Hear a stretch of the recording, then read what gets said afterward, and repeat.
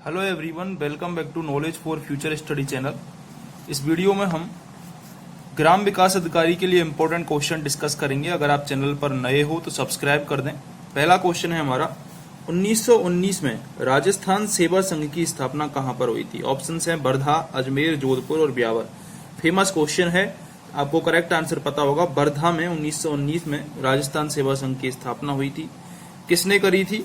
तो विजय सिंह पथिक, रामनारायण चौधरी और हरिभाई किंकर, इन तीनों का नाम आता है। नाम आपको जरूर याद रखना है। 1919 में विजय सिंह पथिक, रामनारायण चौधरी, हरिभाई किंकर, इन तीनों ने वर्धा में 1919 में राजस्थान सेवा संघ की स्थापना करी थी। किसकी प्रेरणा से करी थी? गांधी जी की प्रेरणा से करी थी। इसका उद्देश्य क्या था? जागीरदारों और उनकी प्रजा में परस्पर मैत्री संबंध स्थापित करना। इसके सदस्यों का ध्येय क्या था?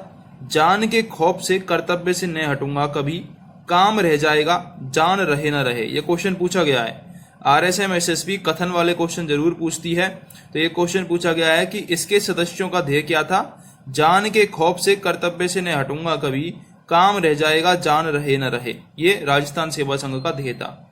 अक्टूबर 1920 में राजस्थान सेवा संघ को वर्धा से स्थानांतरित कर दिया गया अजमेर में। यह क्वेश्चन भी पूछा गया है। क्वेश्चन आता है कि राजस्थान सेवा संघ को अजमेर में कब स्थानांतरित किया गया था वर्धा से? तो अक्टूबर 1920 में। आपको सन तो जरूर याद रखना है, 1920 जरूर याद रखना है, जब राजस्थान सेवा संघ को अजमेर स्थानांतरित किया गया था। इसका उद्देश्य राजस्थान की रियासतों के चलने वाले आंदोलनों को गति देना था। इस संघ द्वारा समाचार पत्र भी प्रकाशित किए गए, जिनमें कौन कौन से प्रमुख हैं? एक तो राजस्थान केसरी आपको याद रखना है। इसके अलावा अजमेर से नवीन राजस्थान का प्रकाशन भी किया गया था, यह भी आपको याद रखना है। अगला हमारा क्वेश्चन है, अखंड भारत समाचार पत्र का प्रकाशन किसने किया? तो अखंड भारत जो समाचार पत्र था वो जयनारायण व्यास का समाचार पत्र है। फर्स्ट ऑप्शन करेक्ट है। जयनारायण व्यास के बारे में देख लेते हैं थोड़ा सा। इनको लोकनायक कहा जाता है या फिर शेरे राजस्थान भी कहा जाता है। जयनारायण व्यास को लोकनायक या शेरे राजस्थान कहा जाता है। इनका जन्म हुआ था 1899 में। कहां पर हुआ? जोधपुर में हुआ। ये राजस्थान के प्रथम व्यक्ति थे जिन्होंने सामंतशाही के खिलाफ आवाज उठाई। रियासतों में उत्तरदायी शासन की स्थापना की मांग इन्होंने करी थी। इन्होंने तरुण राजस्थान कब निकाला था? 1927 में ब्यावर से। इसके बाद अखंड भारत निकाला 1938 में बंबई से। इसके अलावा अग्निबाण, जिसे आगी बाण भी कहते हैं, ये समाचार पत्र इन्होंने निकाले थे। इसके अलावा अंग्रेजी में एक इनका फेमस है पीप। अंग्रेजी में इनका एक फेमस समाचार पत्र है पीप, ये भी पूछा गया है। तो पीप भी इन्होंने निकाला था अंग्रेजी में। ठीक है। इसके अलावा मारवाड़ की अवस्था, पोपाबाई की पोल, ये भी पूछा जाता है। पोपाबाई की पोल, पोपाबाई की पोल इत्यादि का प्रकाशन किया। 10 मई 1931 को जोधपुर में जयनारायण व्यास के निवास स्थान पर मारवाड़ यूथ लीग की स्थापना की गई थी। क्वेश्चन आता है, मारवाड़ यूथ लीग की स्थापना किसने करी? जयनारायण व्यास जी ने 1931 में। सुभाष चंद्र बोस द्वारा मारवाड़ लोक परिषद 1938 की स्थापना की और जयनारायण व्यास को इसका कार्यभार सौंपा गया। 1939 में गठित अखिल भारतीय देशीय राज्य परिषद का इन्हें महामंत्री बनाया गया। इन्होंने राजस्थान के मुख्यमंत्री का पद 51 से 54 तक सुशोभित किया था। ठीक है, 51 से 54 तक सुशोभित किया था। जो पहले चुनाव थे उनमें ये हार गए थे जयनारायण व्यास, और आपको याद होगा उनके स्थान पर टीकाराम पालीवाल, उनको मुख्यमंत्री बनाया गया था राजस्थान का। फिर बाद में मध्यावधि चुनाव हुए, मध्यावधि चुनावों से जीतकर जयनारायण व्यास आए और टीकाराम पालीवाल को मुख्यमंत्री मंत्री बनाया गया और जयनारायण व्यास को मुख्यमंत्री बनाया गया था।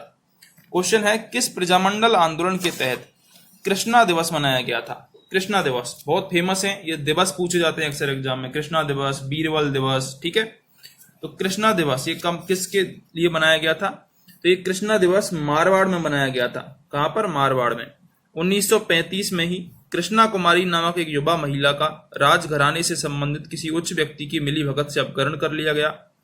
उसे रतलाम नरेश की मां के पास भेज दिया गया। प्रजामंडल के पास इसकी शिकायत आने पर प्रजामंडल ने सरकार से जांच करने की मांग की, लेकिन कोई कार्रवाई नहीं हुई। तो इस कुशासन के लिए कृष्णा दिवस मनाया गया था 1936 में। कब मनाया गया था? 1936 में। जितने भी मारवाड़ी रहते थे, बाहर रहते थे विदेश, मुंबई में, ठीक है, कलकत्ता में, तो उन्होंने कृष्णा दिवस मनाया था मारवाड़ियों ने 1936 में। ठीक है, तो एक क्वेश्चन आता है कि कृष्णा दिवस मारवाड़ में मनाया गया था। निम्न में से कौन से राजपूत सरदार खानवा के युद्ध में बाबर के विरुद्ध राणा सांगा के पक्ष में लड़े थे? देखो, दो क्वेश्चन आते हैं ऐसे ही सेम। कि राणा सांगा के पक्ष में कौन कौन लड़े थे, और एक हुआ था हल्दी घाटी का युद्ध। हल्दी घाटी के युद्ध में प्रताप की ओर से कौन कौन लड़े थे, ये भी पूछा जाता है। तो राणा सांगा के जो पक्ष था उसमें लड़े थे राजा भारमल, जो कि ईडर के थे, ठीक है, और एक लड़े थे हमारे बीरमदेव मेड़तिया, ये भी राणा सांगा के पक्ष में लड़े थे।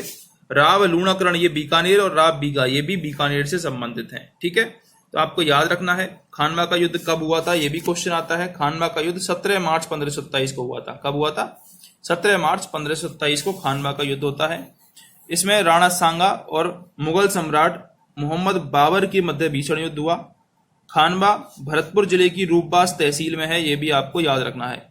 खानवा के युद्ध में राणा की सेना में अफगान सुल्तान महमूद लोधी, मेव शासक हसन खां मेवाती, देखो दो हैं ये, हसन खां मेवाती और हकीम खां सूरी।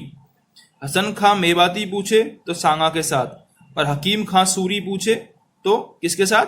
प्रताप के साथ लड़ा था वो, ठीक है। मारवाड़ के राणा राव गांगा का पुत्र मालदीव भी इसमें आया था। बीकानेर के राव जैतसी का पुत्र आया था कुंवर कल्याणमल, ठीक है, कुंवर कल्याणमल लड़ा था। ना कि ये जो ऊपर ऑप्शन दे रखे हैं बीका और लूणाकरण, ये दोनों भी बीकानेर से संबंधित हैं, लेकिन ये नहीं लड़े थे। कौन लड़ा था? कल्याणमल लड़ा था। आमेर का राजा पृथ्वीराज, ईडर का राजा भारमल, मेड़ता का रायमल राठौड़, रायसीन का सरहदी तबर, ये जो सरहदी तबर था इसने अंतिम समय पर समर्थन वापस ले लिया था। ये क्वेश्चन भी पूछा गया है कि किस राजा ने सांगा के जो खानवा का युद्ध था उसमें सांगा से अपना समर्थन वापस ले लिया था अंतिम समय में, तो वो उसका आंसर था सलहदी तबर। सलहदी तबर ने अंतिम समय में वापस ले लिया। चंदेरी का मेदनी राय, नागौर का खान जादा, सिरोही का अखेराज, बागड़ डूंगरपुर का रावल उदय सिंह, डूंगरपुर का रावल उदय सिंह, सलुम्बर का रावत रतन सिंह, बीरमदेव मेड़तिया, देवलिया का रावत बाघ सिंह, नर्मदहाड़ा वीर सिंह देव, गोकुलदास परमार, झाला अज्जा। झाला अज्जा वही थे जिन्होंने जो सांगा के वस्त्र हैं वो पहन लिए थे। जब सांगा घायल हो गए थे तो सांगा के वस्त्र पहन लिए थे, ठीक है। तो ये भी आपको याद रखने हैं। क्वेश्चन ऐसे भी पूछ लेता है कि इनमें से कौन खानवा के युद्ध में शामिल नहीं था, तो ये सारे तो आपको याद करने ही पड़ेंगे। मेन तो आपको जरूर याद करने पड़ेंगे। जैसे कि एक क्वेश्चन आता है कि अफगान सुल्तान कौन था? सुल्तान महमूद लोधी, जो कि राणा सांगा के साथ लड़ा था। इसके अलावा मेव शासक हसीन खां मेवाती था। मारवाड़ के राव गांगा का पुत्र मालदेव, बीकानेर के राव जैतसी का पुत्र कल्याणमल, आमेर का राजा पृथ्वीराज, ईडर का राजा भारमल, मेड़ता का रायमल राठौड़, रायसीन का सलहदी तवर जिसने अपना समर्थन वापस ले लिया था, चंदेरी का मेदनी राय, नागौर का खान जादा, सिरोही का अखेराज, बांगड़ का डूंगरपुर उदय सिंह, सलूम्बर का रावत वीर सिंह, बीरमदेव मेड़तिया, ठीक है। तो ये थे सलूम्बर के रावत रतन सिंह थे।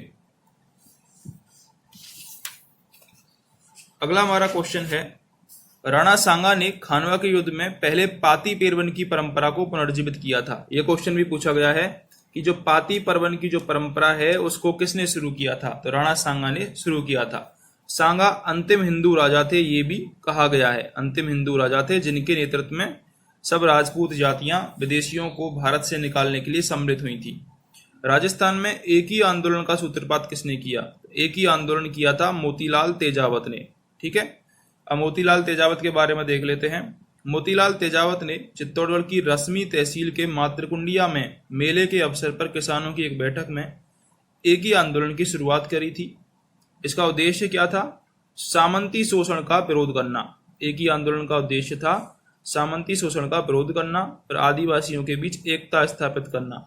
मोतीलाल तेजावत के नेतृत्व में एक ही आंदोलन भील क्षेत्र, जिसे भोमट कहा जाता है, इसमें चलाया गया।